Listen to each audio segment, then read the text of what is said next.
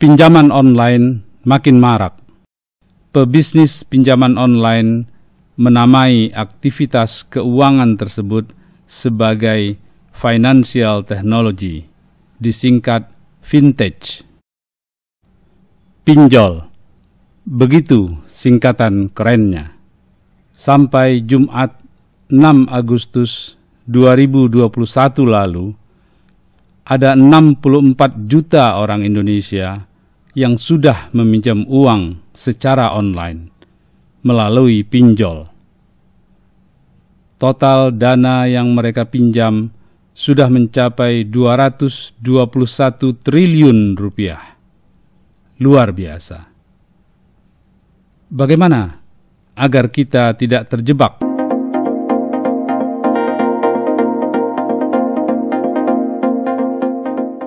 Cuman ya harus dipahami bahwa kalau mengajukan pinjaman melalui fintech ini, pertama adalah bunganya pasti lebih tinggi daripada bank. Pasti lebih tinggi. Kedua adalah biaya administrasi yang harus penuhi. Saya nggak tahu berapa range-nya kan gitu. Ada yang 3%, ada yang 5% mungkin ya, saya nggak tahu. Nah, terus ketiga adalah sudah pasti cara penanganannya berbeda dengan bank, karena kalau di fintech mungkin lebih personal karena dia langsung ketemu sama pemberi pinjamannya. Jadi kalau misalnya terjadi gagal bayar dan segala macam, ini pemberi pinjamannya bisa melakukan dengan gampang melakukan action. Ya, itu harus dipahami. Jadi kalau misalnya mau mengajukan lewat fintech ini, memang ya ada beberapa hal yang mesti mesti siap. Pebisnis mesti siap dengan suku bunga yang tinggi setiap bulannya, kalau nggak salah sekitar 1,75% ya rata-rata, 1,5 sampai 1,8% rata-rata. Itu artinya dibanding bunga bank akan lebih tinggi, kan gitu. Itu per bulan ya? Per bulan. Jadi harus siap itu, harus siap. Kedua, tenornya nggak bisa terlalu panjang nih, antara 3 sampai 6 bulan. Kalau bank bisa 1 tahun. Kan gitu ya, antara 3 sampai 6 bulan. Tenornya nggak terlalu panjang.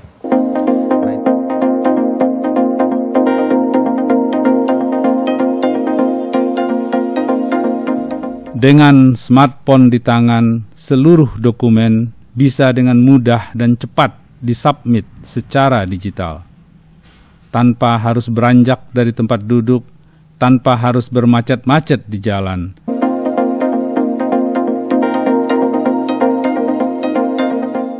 Ada pinjaman untuk pribadi. Pribadi itu kebanyakan kayak pinjol-pinjol itu ya.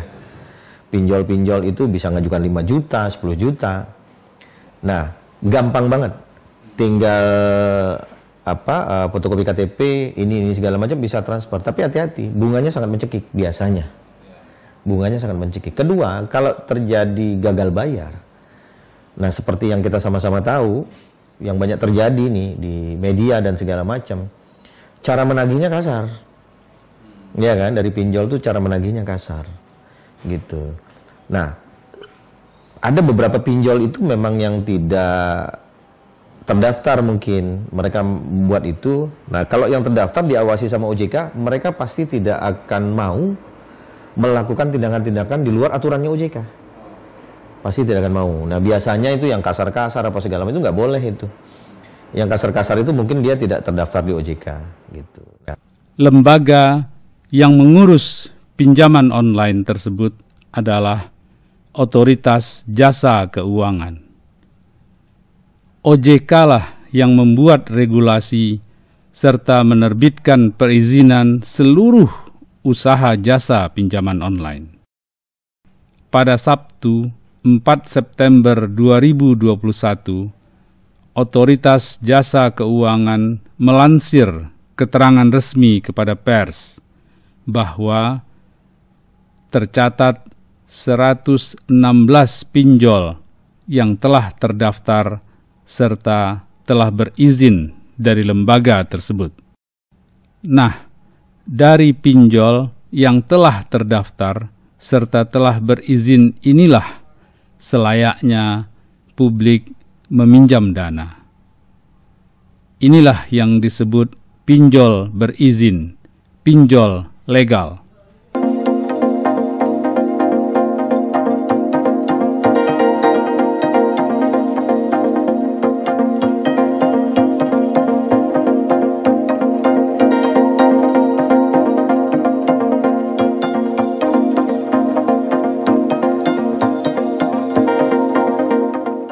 kalau mau meminjam di fintech itu harus betul-betul ada kerjaannya.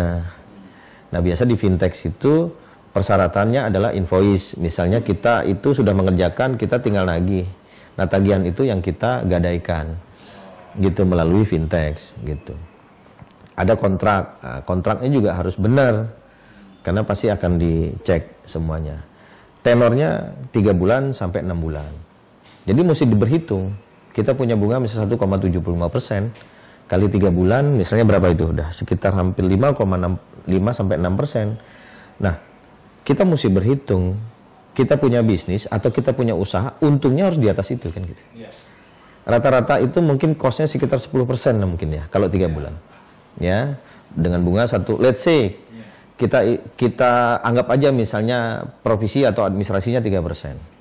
Bunga 1,75. 1,75 dikali 3 itu berarti sekitar hampir 4 sampai 5% kalau nggak salah. 4% sekian ya.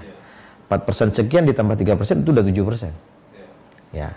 Dengan cost of fund atau biayanya yang berkisar antara 7%, taruhlah maksimum 10%, dalam waktu 3 bulan itu harus untungnya di atas 10%. Jadi, di atas 10% biar kita bisa balikin duitnya. Kalau enggak, ya jadi masalah nanti.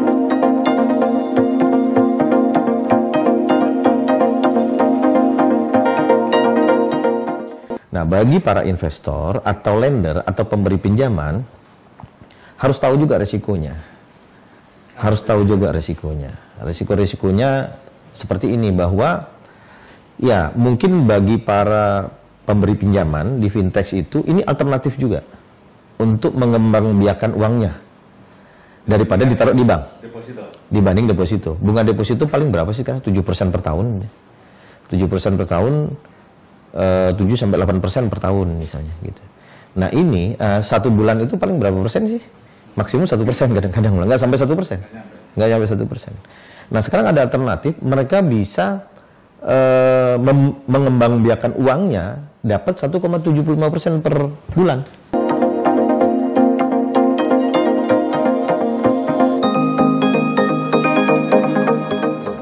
Tapi kan high gain high risk. Tingkat risiko. Iya kan gitu. Berarti pasti ada risiko. Risiko apa? Tidak ada jaminan. Risiko tidak ada jaminan. Kalau bank, kalau gagal bayar, mereka eksekusi jaminan kan.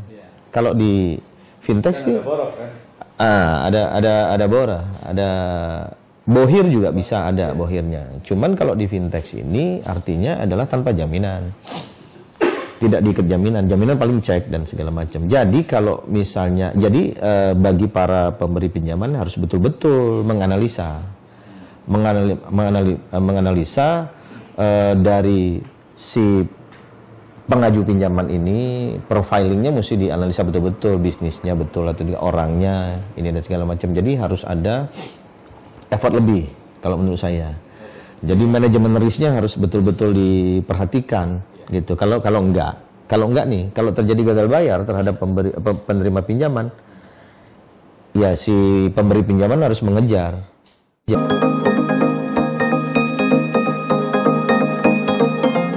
Dalam konteks pinjam meminjam dana, pinjol berbeda, bahkan sangat berbeda dengan bank, meski sama-sama industri jasa keuangan. Pada pinjol, peminjam dana dan pemberi pinjaman dihubungkan oleh platform digital, perusahaan financial technology. Artinya, perusahaan fintech berfungsi sebagai lembaga penghubung yang menghubungkan peminjam dana dan pemberi pinjaman. Pada pinjam-meminjam skala korporasi yang dilakukan melalui pinjol, perusahaan fintech akan meminta bantuan pihak ketiga, seperti Legal Business, Rahmat Brata Rosihan, dan Partners. Nah, fintech ini kan sebagai penyelenggara, ya tugasnya hanya menyelenggarakan saja. Tidak boleh sebagai pemberi pinjaman atau penerima pinjaman. Hanya penyelenggaranya, hanya sebatas itu aja. Tapi ada beberapa fintech yang juga memberikan servis atau effort lebih kepada para pemberi pinjaman. Contohnya apa? Apabila terjadi gagal bayar, mereka melakukan action untuk menagih, membantu. kan gitu ya. Sama yang seperti kami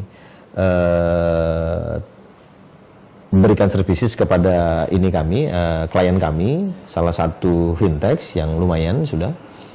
Jadi apabila terjadi gagal bayar terhadap para peminjamnya, ya dia menunjuk kami untuk melakukan collection melakukan action legal kepada beberapa peminjam.